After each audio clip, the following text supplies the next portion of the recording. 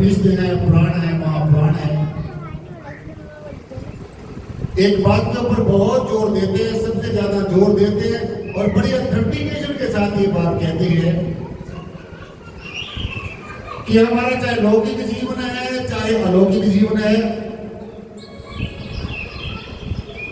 लौकिक जीवन का और अलौकिक जीवन का सार सदगुरु, लौकिक जीवन का और अलौकिक जीवन का आधार सदगुरु। जहां पे कृपा सदगुरु की हुई उस पे कृपा करे हर कोई।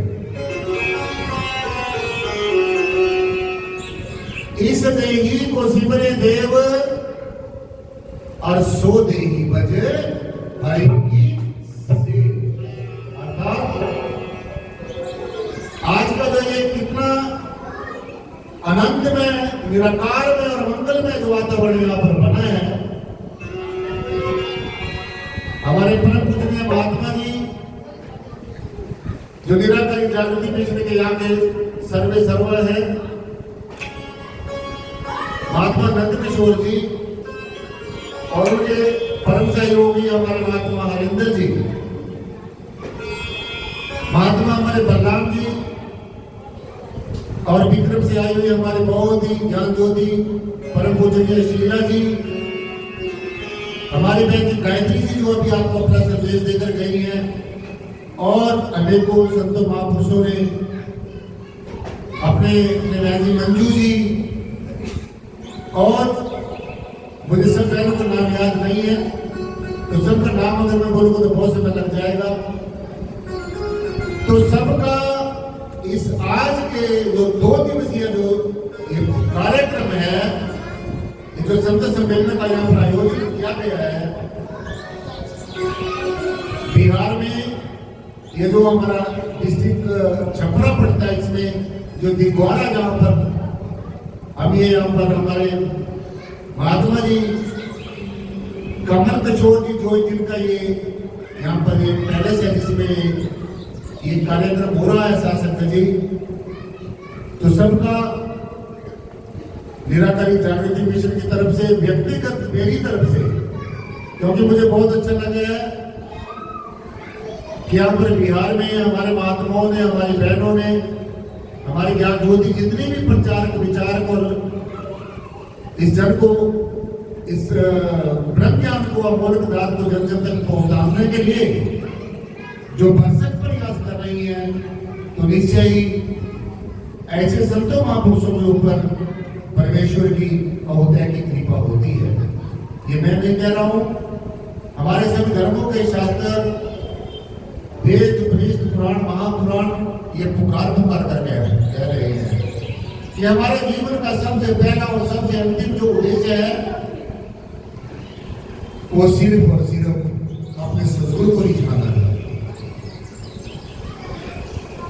साहेब मेरा मेहरबान, अगर मेरा साहेब, मेरा सदगुरु मेरे ऊपर मेहरबान हो जाए तो दुनिया की अनेकों नियामतें मेरे ऊपर बरस सकती हैं, और अगर साहिब मेहरबान ना होए तो जितनी नियामतें हमारे पास पहले हैं हो सकता है वो भी छीन जाए। ये बच्चे आराम से बिठा हुए। तो कुल मिलाकर ये हमें समझना है कि हमारा सदगुरु हमारे ऊपर कैसे मेहरबान हो सकता है। ध्यान से सुनना है। हम तरह तरह के प्रयास लगाते हैं, तरह तरह का प्रयास करते हैं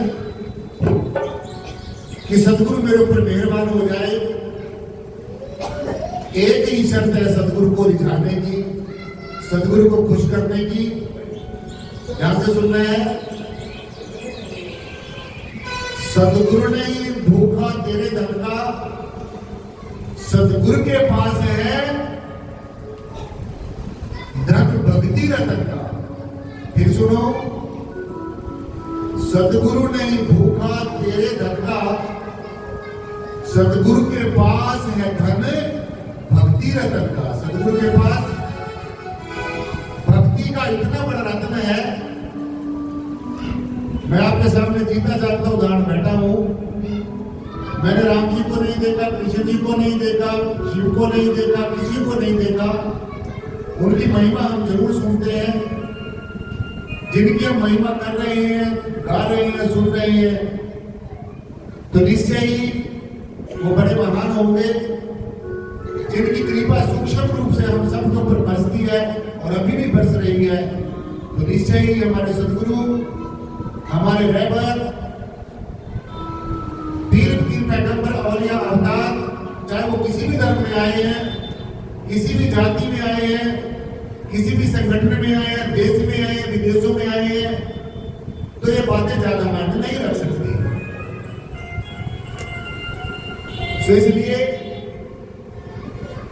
सदगुरु को रिझाने का सिर्फ और सिर्फ मेरे ख्याल में एक ही सबसे सहज, सबसे सटीक, सबसे सरल और सबसे कारगर जो तौर तरीका है वो है समर्पित हो जाना। ऐसे अपने हाथ खड़े कर देना सदगुरु के सामने। सदगुरु, जैसे मैंने हाथ खड़े किए, आप भी एक बार ऐसे हाथ खड़े करके संकल्प करेंगे कि सदगुरु, मैं जैसा भी हूं, मैं तेरा हूं, मैं तेरी शरण में हूं। ये सदगुरु, मैं जीव हूं, तू शिव है, मैं अल्पज्ञ हूं सदगुरु, तू सर्वज्ञ है। मैं छोटे छोटे ऐप के वशीभूत हो सकता हूं क्योंकि मैं जीव हूं, और तू इतना समर्थवान है, इतना कंप्लीट और एब्सोल्यूट है सदगुरु, तू जो चाहे वो कर सकता है, जब चाहे, जितना चाहे, जो भी चाहे, जब भी चाहे, जहां भी चाहे, जो भी चाहे, ये सदगुरु तू कर सकता है। तू राजा को रंग बना सकता है, रंग को राजा बना सकता है। जो बोल नहीं सकता, मेरे जैसा तुझ जीव, उसके मुख से अपनी महिमा करवा सकता है। और तेरी महिमा को सदगुरु को अगर बोलने के लिए, सुनने के लिए तैयार नहीं, और अगर तू चाहे कि मेरा गुणगान, मेरा यशोगान ये जीव बैठकर सुने, तो उसको ऐसी प्रेरणा दे सकता है सदगुरु कि वो बड़ी तवज्जो के साथ, एकाग्रता के साथ तेरी महिमा को सुनता है। भगवान जी ने पावन गीता में यह संदेश, समूची मानवता को संदेश दिया साथ संगत जी, कि जो मन से, वचन से, कर्म से मेरी महिमा का गुणगान करता है, जो मेरे गुणों का बखान करता है, जो मेरी बनाई हुई क्रिएशन की कीर्तन की सेवा करता है, तो मैं उसके अंदर हूं और वो मेरे अंदर है। परंतु शर्त एक है,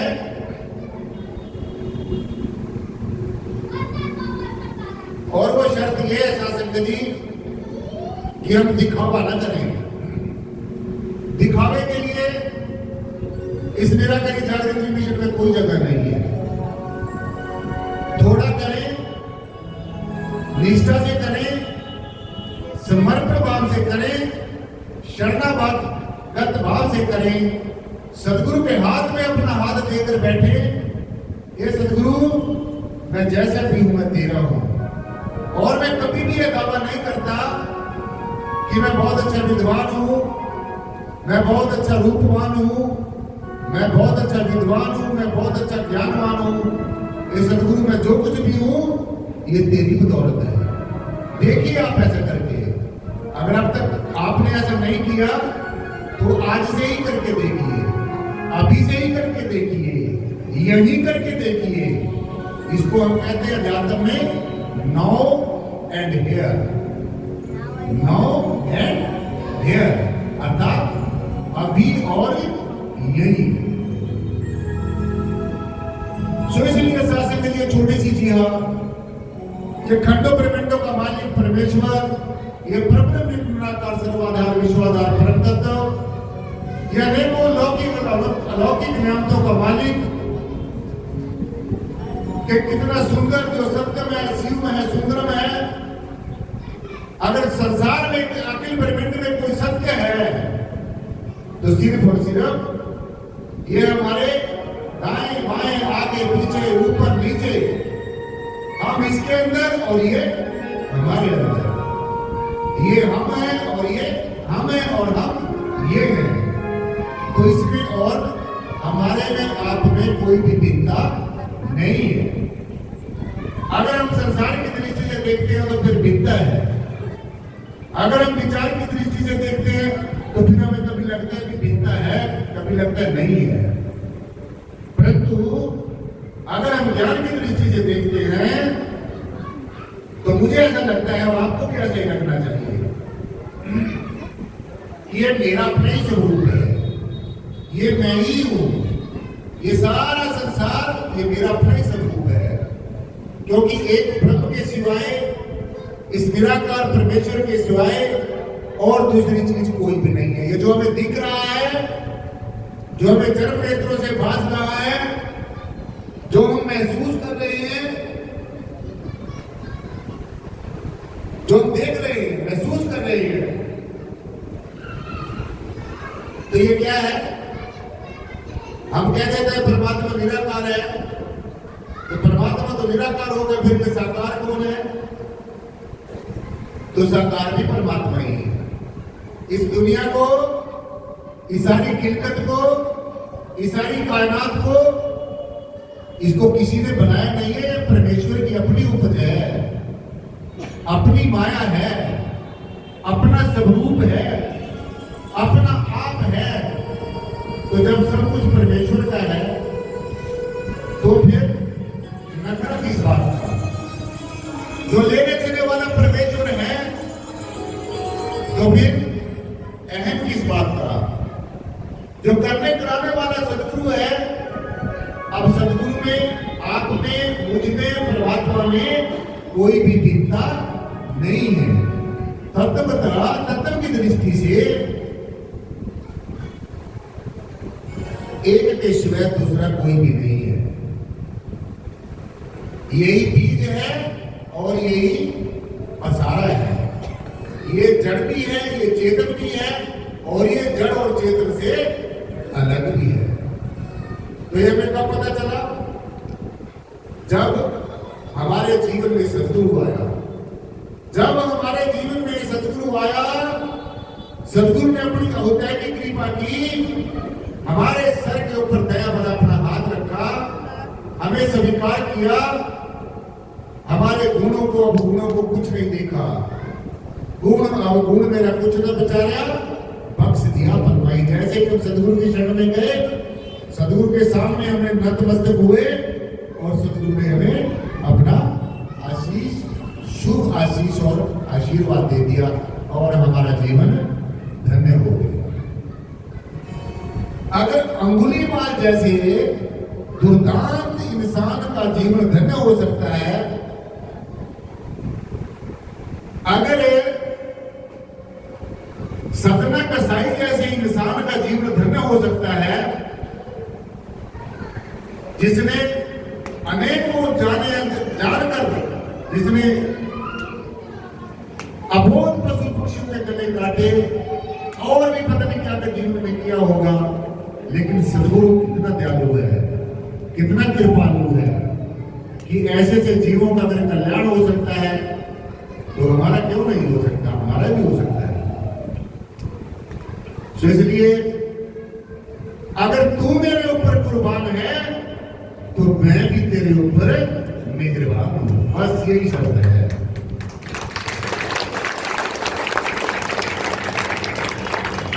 अगर हे जीव, जब तुझे यह पता है कि तू मेरा अंश है, तो फिर तू घबराता किससे है? रोता बिलखता क्यों है? ये दुनिया की चीजों के पीछे क्यों भागता है?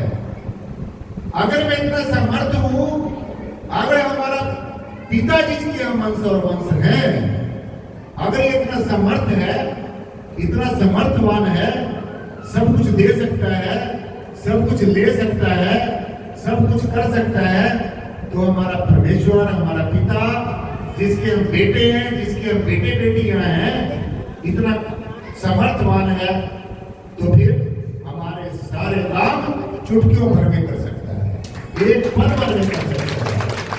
बस जरूरत है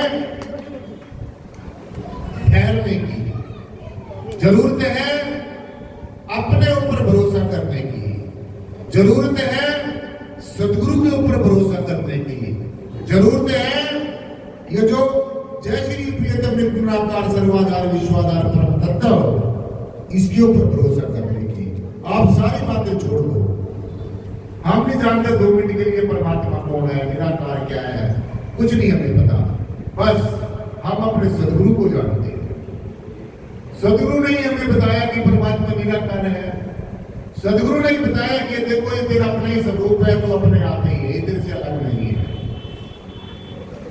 कहां किसमें मैं है, कहां किसमें मैं हूं, कहां किसमें तू है, ये तो सिर्फ कहने की गुफ्तगू है। ये सब में है, इसमें सब है, यही हूबहू है और यही रूबरू है। तो सब जगह जब यही है, तो हम देखते हैं हमारे पास कितने श्रद्धालु आते रहते हैं, कोई किसी चीज से परेशान, कोई किसी चीज से परेशान, तो मुझे बड़ी हैरानी होती है कि मैं भी आप जैसे इंसान हूं, मैं तो गुरु गुरु पीर पैगंबर वाली अवतार नहीं हूं, मैं भी आप जैसे इंसान हूं। बस मैं अपने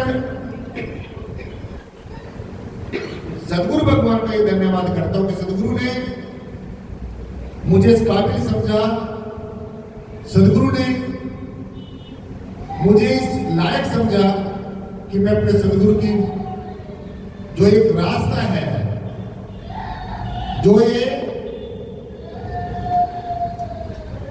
परमेश्वर की तरफ चलने की जो डगर है, इसके ऊपर चलने का सदगुरु ने हमें एक तौर तरीका बता दिया, वो ही हम आप लोगों को बता देते हैं। और एक बात में बड़े शासन के ध्यान से सुनना है, ये चीज मैंने किसी से उधारी नहीं ली, मैं आपको अपने तजर्बे की बात बता रहा हूं। और जो ये सदगुरु के इस पावन आसन के ऊपर बैठकर जो बात बोलते हैं, ये मैं नहीं बोल रहा हूं, मैं दिख रहा हूं नहीं, मैं बोल रहा हूं, ये सदगुरु के वचन है। और खंड ब्रह्मांड पढ़ते पर सदगुरु वचन कभी ना पढ़ते। सदगुरु के वचन अमोघ होते हैं, सदगुरु के वचन अकाट्य होते हैं। आज ये सदगुरुओं के वचन है जिनको हम अपना एक ढाल बनाकर, अपने परमित ऐसी समझकर हम जगह जगह पर जाके निडर होंगे, निर्भय होंगे, बड़े निसंकोच होकर हम सारे जगह जगह पर जाते हैं। और हम आपका बहुत बहुत शासक जी धन्यवाद करते हैं कि आप जैसे संत महापुरुष हमें इतना प्यार करते हैं, इतना सत्कार करते हैं, इसका सारा श्रेय सदगुरु को जाता है।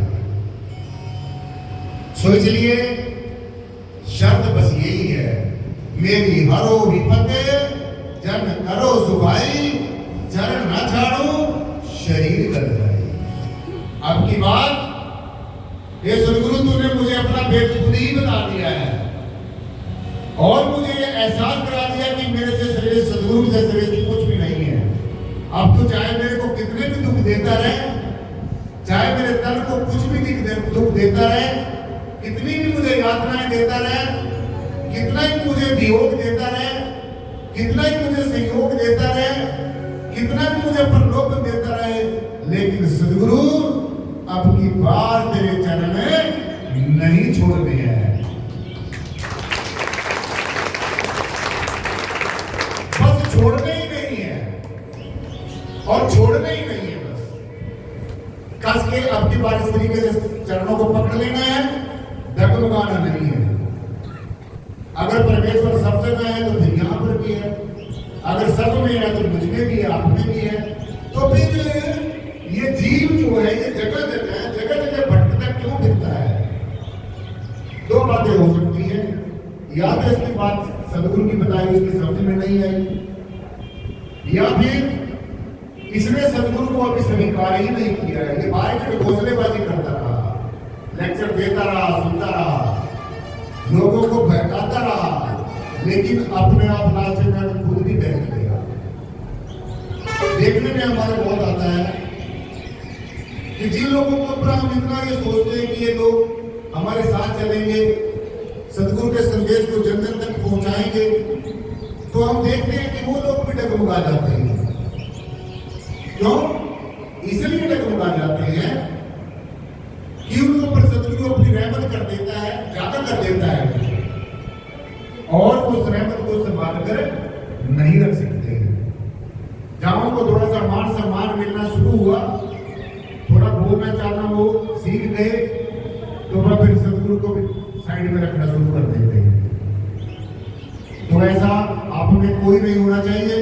जितने भी बहने भाई संत महापुरुष मेरी दृष्टि के समक्ष बैठे हैं, आप मुझे देख लो, मैं आपको देख रहा हूं। मैं आपके सामने ये आपको आश्वासन देता हूं कि मैं हमेशा सारी साथ संगत की सेवा करता रहूंगा। और आपने भी आश्वासन आज मुझे ये देना है कि हम सदगुरु के इस वचन को, सदगुरु के इस अमोलक दात को किसी की अमीरी नहीं देखेंगे, किसी की गरीबी नहीं देखेंगे, किसी की जाति नहीं देखेंगे, किसी का धर्म नहीं देखेंगे, किसी का वर्ण नहीं देखेंगे, किसी का संप्रदाय नहीं देखेंगे, किसी की वेशभूषा के ऊपर नफरत नहीं करेंगे। सबके अंदर परमेश्वर को देखेंगे, गुरु के अंदर ही गोविंद को देखेंगे, गोविंद को ही गुरु के अंदर देखेंगे, सबके अंदर परमेश्वर को देखेंगे। प्लीज भाई आराम से बैठो। तो इसलिए जब ये समता और समानता की नीति को आप अपनाएंगे, जब आप इस नीति को अपनाएंगे, तभी आपकी नियति ठीक होगी, और जब तुम्हारी नियति ठीक होगी तो फिर आपका दृष्टिकोण ठीक हो जाएगा। जब आपकी दृष्टि बदलेगी तो दृष्टि के साथ में दृष्टिकोण भी बदलेगा। जब दृष्टिकोण बदलेगा तो फिर जो छोटी चीज है वो आपको बड़ी दिखनी शुरू हो जाएगी, जो छोटा विजन है वो आपका बड़ा विजन हो जाएगा। सो ये बातें पल्ले बांध के जानी है, और ये समझ लेना है, समझ समझ के मुक्ति पावे, काल फांस के बीच न आवे। अगर काल की माया से बचना है, अगर जिस त्रिगुणात्मक माया से अपनी रक्षा और सुरक्षा आप चाहते हो, तो आओ फिर सदगुरु की शरण में आ जाओ। भगवान जी ने कहा, हे अर्जुन, अगर तू मोक्ष और मुक्ति का अधिकारी बनना चाहता है, अगर तू मेरे साथ जीते जी एक रूप होना चाहता है, मुझे जानना चाहता है वास्तव में क्या हूं, मैं ये नहीं हूं जो आप मुझे देख रहे हो, ये तो मेरा माया खुद कमियां होती है, सदगुरु में कोई कमी नहीं होती। सदगुरु होता ही वो है जिसके अंदर कोई कमी नहीं होती। सदगुरु होता ही वो है जो परिपूर्ण ब्रह्म होता है। सदगुरु वो होता है जिसके मुख के अंदर ब्रह्म प्रकट होता है, और सदगुरु वो होता है जो शब्द का भेदी होता है। सदगुरु वो होता है जो सच का हमें साक्षात्कार करा देता है। सदगुरु वो होता है जो हमें पल भर में सत्य के साथ जोड़ देता है। सदगुरु वो होता है जो हमारी आंखों के आगे से अज्ञानता का पर्दा पल भर में दूर कर देता है। सदगुरु वो देता है जो हमसे ही हमें मिला देता है। सदगुरु वो होता है जो स्वयं के अंदर स्वयं की पहचान करा देता है। सदगुरु वो होता है जो स्वयं के अंदर स्वयं के द्वारा स्वयं से मिला देता है। ये जो मैं आपको बता रहा हूं, ये सदगुरु की पहचान है। एक बार की बात है, भगवान राम जी ने, मुझे एक बात याद आ गई, मैं आपके आगे अर्ज करूं। भगवान राम जी ने वशिष्ठ मुनि जी से पूछा, ये सदगुरु, ये संत कौन होता है? या जो भगवा वस्त्र पहनते हैं वो संत होते हैं, या जो सफेद वस्त्र पहनते हैं वो संत होते हैं, या तो और कुछ भी धार्मिक कृत्य करते हैं, ये सदगुरु में किसको संत मानो? और आज एक प्रचलन देखने में आता है, आपने भी देखा होगा, जो लोग भगवे वस्त्र पहनते हैं उनका खंडन वो लोग करते हैं जो श्वेत वस्त्र पहनते हैं, और जो श्वेत वस्त्र पहनते हैं उनका खंडन वो करना शुरू करते हैं जो भगवे वस्त्र पहनते हैं। तो मैं आपको बताना चाहूंगा ये मुझे नहीं लगता ये परपाटी गुरुओं ने बनाई होगी, क्योंकि वो गुरु हो ही नहीं सकता जो हमें मतभेद करना सिखाता है। वो गुरु हो ही नहीं सकता जो हमें मन के और मत के भेद से दूर नहीं कर सकता। वो गुरु हो ही नहीं सकता जो हमें बांटता है। वो गुरु हो ही नहीं सकता जो हमें तोड़ता है। सदगुरु वो होता है जो हमें जोड़ता है।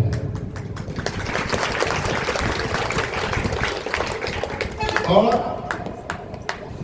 ये मुझे बताते हुए बड़ा हर्ष होता है, खुशी होती है। मैं देखो 2000 किलोमीटर से चल के आपको यहाँ पर आपके दर्शन करने के लिए आया हूं, तो मेरा इसके पीछे कोई ना कोई उद्देश्य होगा। और मैं आपको अर्ज करता हूँ मेरा क्या उद्देश्य है। यहाँ पर आने का मेरा एक ही उद्देश्य है साथ संगत जी,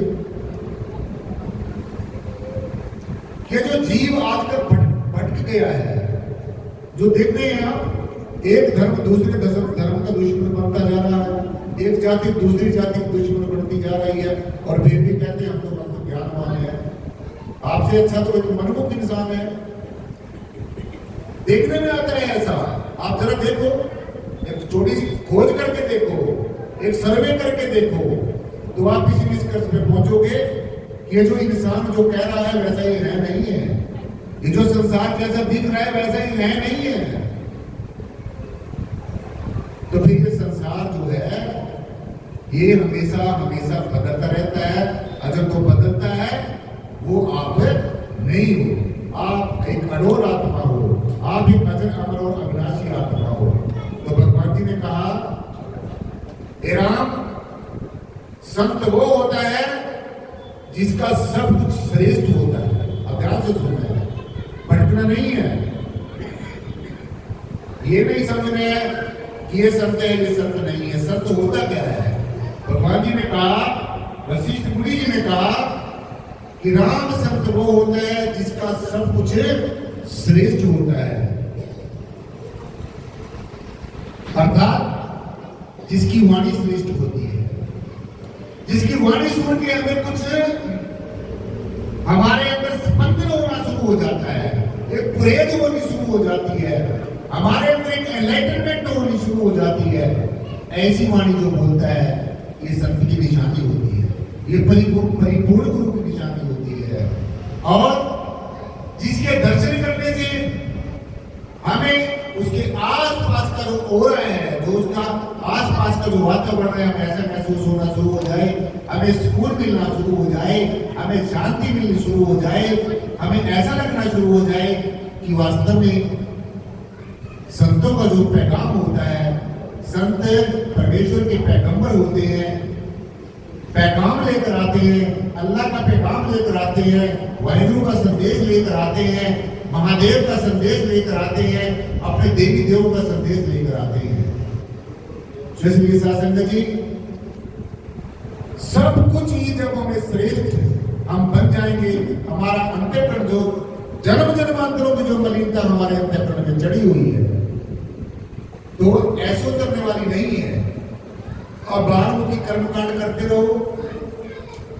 आप जब ध्यान से सुन रहे हैं, बाहरमुखी जब आप कर्मकांड करते हैं, आप पूजा करते हैं, जड़ चीजों की पूजा करते हैं, उस समय क्या होता है, हमारी जो सूरत है, हमारी जो नीरत है, हमारी जो देखने वाली शक्ति है वो भी बाहर होती है, बाहर को देखती है। हमारी सुनने वाली जो शक्ति है वो भी बाहर होती है, बाहर की बातों को सुनती है।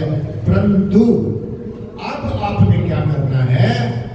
सदगुरु का यही संदेश है, बार बार यही कहना है कि जो दिशे तो है नहीं, जो बादल की छाई, दृष्टिमान है सकल में थोड़ा, जो ये दिख रहा है, जो ये बाज रहा है, जो ये चरम नेत्रों से दिख रहा है, ये सब मत जाना है, सब फना हो जाना है, सब ये रूपांतरित हो जाता है। इसलिए अब हमें अंदर चलना है, अंदर चलना है।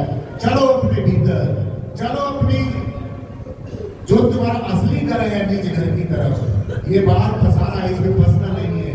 ये संसार ये जीव के जीवन यापन करने के लिए बनाया है, ये इसके अंदर फंसने के लिए नहीं बनाया है। माया के अंदर नहीं फंसना है, मायापति से दोस्ती करनी है। जब मायापति से हमारी दोस्ती हो जाएगी तो ये माया जिसके पीछे पीछे आप भागते हो, ये फिर आपके पीछे पीछे भागेगी। तो इसलिए ये जो त्रिगुणात्मक माया है, ये परमेश्वर की परछाई मात्र है। अब माया आप किसको समझ रहे हैं? ज्यादातर हम पैसे को ही माया समझते हैं। ये जो पैसा है ये माया का एक छोटा सा स्वरूप है। जो प्रबल माया है वो हमारे गुणों की माया है, जो त्रिगुणात्मक माया है, जो रजोगुण की माया है, सतोगुण की माया है, तमोगुण की माया है। ये हमारी प्रबल माया है, ये काल की माया है। और हम इसको अज्ञानता बस इसको पैसे पैसे कोई माया समझ लेते हैं। ये भी माया है, लेकिन ये प्रबल माया नहीं है। ये प्रबल माया नहीं है। ये तो हमारे हम इसको कमा भी लेते हैं, इसको खर्च भी कर देते हैं। लेकिन जो आपके माया हर समय साथ रहती है, जो आपको सताती है, जो आपको दुख देती है, जो आपको सुख देती है, जो आपको हंसाती है, जो आपको रुलाती है, जो आपको बरगलाती है, जो आपको प्रलोभन में फंसाती है, ये कौन सी माया है? ये पैसे वाली माया नहीं है, ये त्रिगुणात्मक माया है। आपके अंदर कभी रजोगुण प्रकट हो जाता है।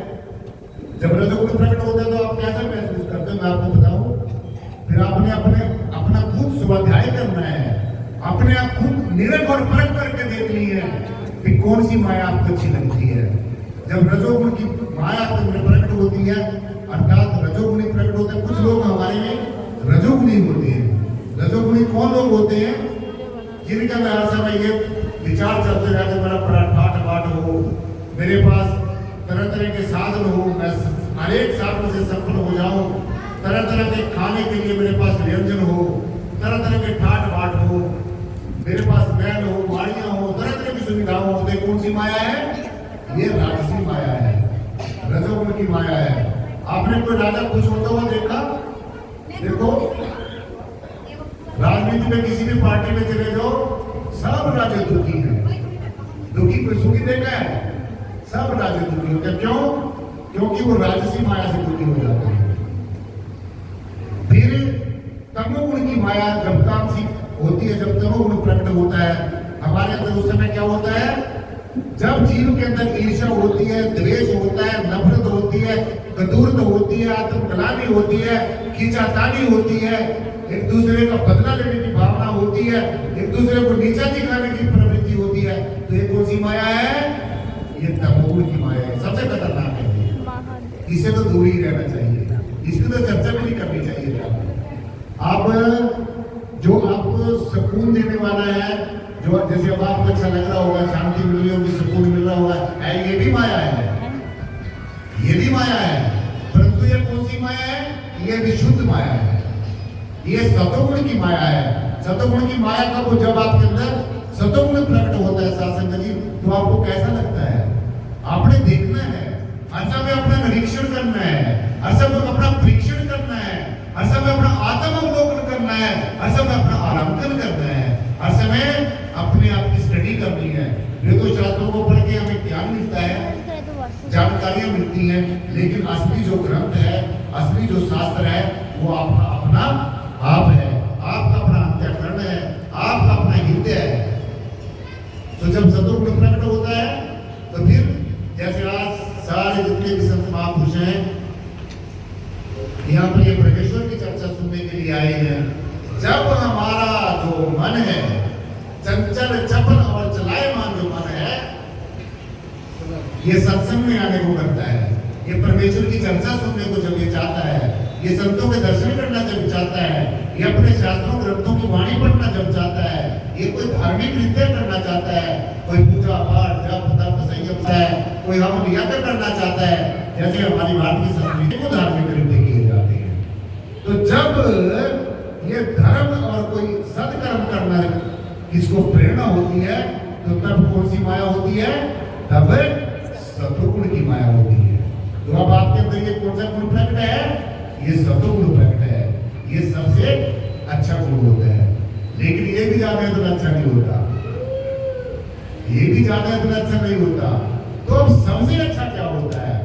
सबसे अच्छा होता है एक जिसको हम शब्द कह रहे हैं, जिसको हम नाम कह रहे हैं, जिसको हम उद्गीत कह रहे हैं, जिसको हम प्रणव कह रहे हैं, जिसको जिसको हम सतनाम कह रहे हैं, जिसको हम राम कह रहे हैं, जिसको हम परम तत्व कह रहे हैं, ये सब एक ही बात है। भिन्न भिन्न नाम हमने खुद रखे हैं। वैसे परमेश्वर का कोई नाम नहीं है। परमेश्वर क्या है? निर्गुण है, गुण गुण से परे निर्गुण है, रंग रूप आकार से परे निराकार है, परंतु फिर भी हमने संबोधन करने के लिए कोई ना कोई नाम रख लेते हैं। सो इसलिए शब्द की साधना सबसे श्रेष्ठ साधना है। ध्यान से सुन लो, सबसे श्रेष्ठ साधना, सबसे श्रेष्ठ आराधना, परमेश्वर को नजदीक देने की योग और युक्ति, परमात्मा को हम संग जानने का तौर और तरीका कौन सा है? शब्द की साधना, सबसे सहज साधना, सबसे सरल साधना शब्द की साधना। अब ये शब्द की साधना क्या होती है? वैसे तो आप अपने तरीके से करते हैं जो कुछ भी करते हैं, लेकिन जो सबसे सहज सरल जो साधना है वो शब्द की साधना है। अब ये शब्द क्या होता है? इसी को हम परमात्मा कह देते हैं, इसी को शब्द, जैसे मैंने अनेकों नाम इसके बताए हैं। अब इस शब्द के अंदर क्या होता है? हमें कैसे पता चलेगा कि हम शब्द की साधना कर रहे हैं? जब देखो शब्द के अंदर हमारे प्रकाश है, अनाहत शब्द है और आकाश तत्व है, इसको आप निराकार कह रहे हैं। नाद, नूर और निराकार। फिर सुनो, भटकना नहीं है। मेरी क्लास में बैठने के बाद में भटकना नहीं है। सभी गुरुओं का सत्कार करना है। हमें कहीं से अच्छी बातें सुनने को मिलती हैं, परंतु अगर शब्द की साधना करनी है, अगर परमेश्वर को देखना है, अगर परमात्मा का जीते जी दर्शन करना है, तो वो निराकारी जागृति मिशन में है। हमारे मिशन का यही उद्देश्य है कि पहले जानो, पहले पहचानो, पहले देखो। अरे जिससे प्यार करना उसको देख दो लो। ऐसे ना हो कि तुम गलत आदमी से प्यार कर बैठो, तुम गलत चीज से प्यार कर बैठो, तुम गलत चीज का ध्यान कर बैठो। तो पहले जानो, पहचानो, फिर प्यार करो, फिर प्रीति करो। तो इसलिए शब्द की साधना में फिर आपको बता दूं, नाद, नूर और निराकार का जो संगम है, नाद, नूर और निराकार का जो मिलन है, नाद, नूर और निराकार का जो मिलना है, वो शब्द है। अब आप देखो, आपने निराकार को देख लिया, निराकार को पहचान लिया, तो मैं नहीं समझता ये कंप्लीट साधना है। चाहे आपको कोई भी कुछ कहता रहे, कोई मिशन आपको कुछ कहता रहे, कोई गुरु कहता रहे, बस निराकार को देख लिया आप कंप्लीट हो गए। ठीक है, आपने निराकार को देख लिया, एक चीज को आपने देख लिया, शब्द के एक रूप को देख लिया। अभी आपने निराकार को देख लिया, अच्छी बात है, परंतु ये कंप्लीट भक्ति नहीं है, ये कंप्लीट साधना नहीं है। कंप्लीट साधना तब होगी जब निराकार को देखेंगे, जब इस अंतराकाश को देखेंगे। जैसे आप जो बाहर आकाश देख रहे हो, ये आकाश आपके अंदर भी है। अभी आप अगर आंखें बंद करके बैठे, तो जैसे मैंने आंखें बंद कर ली, तो मैं अपने अंदर क्या देख रहा हूं? शून्य देख रहा हूं, निराकार को देख रहा हूं, मौनता को देख रहा हूं कि मेरे अंदर ऐसी शक्ति है जो मौन है। मैं ऐसी शक्ति को देख रहा हूं, कोई रंग नहीं है, कोई रूप नहीं है, कोई आकार नहीं है। मैं ऐसी शक्ति को देख रहा हूं कि बहुत विशाल शक्ति मेरे अंदर है, परंतु इसको निराकार को देखने से काम नहीं चलेगा। शासन जी, आप इस निराकार को देखकर इसके अंदर नाद को सुनना है, जो हर समय आपके अंदर निरंतर हो रहा है, जो परमेश्वर के घर से निकली गई एक आवाज है, एक नेचुरल म्यूजिक है। जैसे हमारे भाई लोग म्यूजिक बजा रहे हैं, ऐसे ही हमारी आत्मा के लिए हर समय हमारे अंदर एक अलौकिक आवाज हो रही है। हर समय अल्लाह के घर से एक फरमान आ रहा है, हर समय हमें वो आवाज बुला रही है, तेरे अंदर अनहद बाजा तुझे कहता है आजा आजा। जैसे हम आवाज करके आपको बुलाते हैं, तो हमारे गुरु जी एक शब्द बोला करते थे, तेरे अंदर अनहद बाजा तुझे कहता है आजा। जब किसी को बुलाते हैं, ऐसे ही ये जो आनंद शब्द है, ऐसे ही ये जो नेचुरल म्यूजिक है, ऐसे ही ये जो प्रणव है, ऐसे ही ये जो उद्गीत है, ऐसे ही जो ये अल्लाह के घर से निकला हुआ एक फरमान है, ऐसे ही ये जो इलाही फरमान है जो हर समय आपके अंदर स्वतः हो रहा है, इसको सुनना है। जब आप निराकार का ध्यान करेंगे, आपको कहा जाता है ना, मैंने बहुत आरतियां सुनी, मेरा बचपन से ये सब्जेक्ट रहा साथ संगत जी। मैंने बहुत संत महात्माओं की, मुझे जितना भी, ये तो नहीं मैं कह सकता कि बहुत मैंने पठन पाठ शास्त्रों का किया, मैं तो पढ़ा लिखा इंसान नहीं हूँ, मामूली सा मुझे शौक है ये। तो मुझे जितना भी पढ़ने का मतलब मौका मिला, तो मैंने क्या पाया कि संतों ने परमेश्वर की वस्तुता में बहुत बातें लिखी हैं, बहुत कुछ लिखा है, लेकिन ये जो 4 वेद जो कहते हैं लिखने में आ गए, जो 5वां वेद है ये लिखने में नहीं आता है, ये समझने में आता है, इसको संत महात्मा ही पढ़ाते हैं। तो जो मैं आपको बता रहा हूं, ये एक तो वेदवाणी होती है जो वेदों शास्त्रों में लिखी है, एक देववाणी होती है, ध्यान से सुनना है, एक वेदवाणी होती है जो वेदों शास्त्रों में हम पढ़ते हैं सुनते हैं, उसको हम कहते हैं वेदवाणी। एक होती है देववाणी जिसको हम देवी देवताओं की वाणी कहते हैं। आप में से काफी बहन भाई बैठे होंगे, हमारे महात्मा जी मैं देख रहा हूं सामने बैठे हैं, तो वो कई बार देवी देवों की भी आवाज सुनते हैं। जैसे हम रात को सपने में किसी आवाज को सुनते हैं, कई बार क्या होता है हम सोते होते हैं तो कोई हमें आवाज बाहर से लगाती है, भी हमें हमारे साथ भी होता है ऐसा, स्वामी जी हम बोले कि हाँ जी आप सो रहे हो, हमने कहा नहीं, हम अंदर आ जाए, हमने कहा आ जाओ। तो ये कौन सी वाणी है? ये देवों की वाणी है, जो दिव्य शक्तियां हैं, अनेकों इस खंड ब्रह्मांड में दिव्य शक्तियां काम करती हैं। हमारे इर्द अनेकों शक्तियां भी घूम रही होंगी जो इस आवाज को सुन रही है, क्योंकि ये आवाज वो आवाज है जिसको सभी देवी देवता सुनने के लिए ललायित हैं। ये आवाज वो आवाज है जिसको देव महादेव यक्ष गंधर्व किन्नर सब सुनने के लिए ललायित हैं। ये वो आवाज है। सो मेरा कहने का भाग ये है, मैं फिर आपको रिपीट कर दूं, अगर आपने परमेश्वर की दीवानगी का फायदा उठाना है, अगर इस मनुष्य जन्म को सार्थक सिद्ध करना है, अपने जन्म को सार्थक सिद्ध करना ही बनाओ। अगर आपने अपने जीवन को धन्य करना है तो फिर साथ संगत जी आपने क्या करना होगा, ये करके देखिए। जो तो आप अपनी मर्जी से करते हैं वो करते ही होंगे, परंतु मैं आपको एक आज एक दिन दूर चलने का मेरा, अगर आप बात को मानेंगे और इस तरीके से साथ में करेंगे तो मैं समझता हूँ मेरा यहाँ पर आना जाना सार्थक सिद्ध हो जाएगा और आपका भी आना जाना यहाँ पर सार्थक सिद्ध हो जाएगा। वो क्या है? निराकार को आपने देख लिया, आपके बड़े हो भाग्य हैं। अब आपने क्या करना है? आंखें बंद करनी है, अपने अंतर में अपने अंतराकाश को देखना है, इस निराकार को देखना है, क्योंकि हम कहते हैं निराकार हमारे अंदर भी है, बाहर भी है, दाएं भी है, बाएं भी है, आगे भी है, पीछे। देखा है आपने कभी है सब? आप ये सुनी सुनाई बातें कहते हैं, ये परमात्मा निराकार हमारे अंदर, आपने देखा कभी निराकार को अंदर? अगर नहीं देखा तो देखिए। ये उन लोगों ने कहा, उन संतों ने कहा जिन्होंने निराकार को बाहर भी देखा है, अंदर भी देखा है, महसूस भी किया है, और हम उनकी कई कोई भी बातों को कह देते हैं परमात्मा हमारे अंदर बाहर, निराकार दाएं बाएं ऊपर नीचे। ये उन्होंने कहा है जिन्होंने देखा है, ये उन्होंने कहा है, उनकी वाणी है जिन्होंने महसूस किया है। तो आपने भी करना है। आपके पास एक गोल्डन अपॉर्चुनिटी है, आपके पास एक सुनहरी मौका है, आपके पास अपने आप को धन्य करने का मौका है, और ये लास्ट और फाइनल अपॉर्चुनिटी है, ये सबसे पहला और सबसे अंतिम मौका है। तो इसलिए निराकार को आपने देख लिया, आपने की एक चीज पूरी हो गई।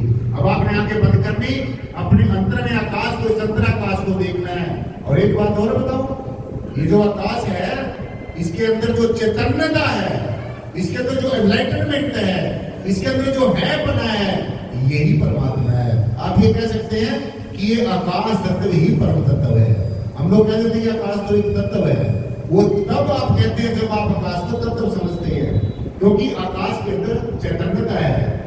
तो वो जो चैतन्यता है, जो एनलाइटनमेंट है, वो परम तत्व है, पांचों तत्वों को जो क्या कहते हैं एक्टिव करती है।